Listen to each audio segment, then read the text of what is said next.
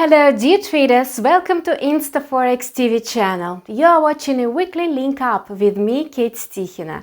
We will discuss the ongoing situation on Forex with the technical analyst Peter Yakimovich and forecast further moves of popular currency pairs.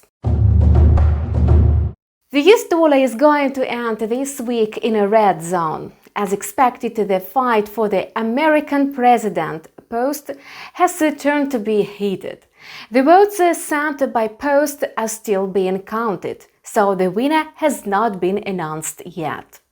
However, the markets are quite active while waiting for the results, and the US dollar is losing ground across the board. The reason is that the most likely winner is Joe Biden, who barely paid any attention to the economic issues during the pre-election campaign. So investors can only guess what stance Mr. Biden will take if he becomes the new president. This uncertainty puts the US dollar under pressure. In particular, the EURUSD pair has strengthened by the end of the week. We have asked our technical analyst Peter Yakimovich to comment on the current situation in the currency market. Hi Peter. Hello dear traders. On the euro versus US dollar, basically I found that price is testing very critical pivot level at the 1.1880. In my opinion, euro is technically based on the long-term chart, still in the trading range in the sideways mode, and actually I see potential for the further downside, even though there is some upside pressure most recently on the euro. I do think that sellers might actually, the longer-term sellers might start to jump into their positions, and that we might see some further downside rotation, speaking of the short mid-term on the euro versus US dollar. So I would prefer a selling opportunities, and my expectation is for that euro will eventually rotate and try to test 1.1 610 640 again. From the watching the other perspective, if you see really stronger breakout to the 1.1 900, this probably can lead us to the 1.2 level on the euro, but I will be pretty reserved to the upside, since there is a big area of resistance around 1.1880, and I will prefer a down rotation and down opportunities on this currency pair. The British currency also took advantage of the greenback's weakness. The pound sterling has managed to gain ground despite the reimposed lockdown measure in the country and an increase in the asset purchases by the Bank of England. Peter, do you anticipate a downward correction here as well?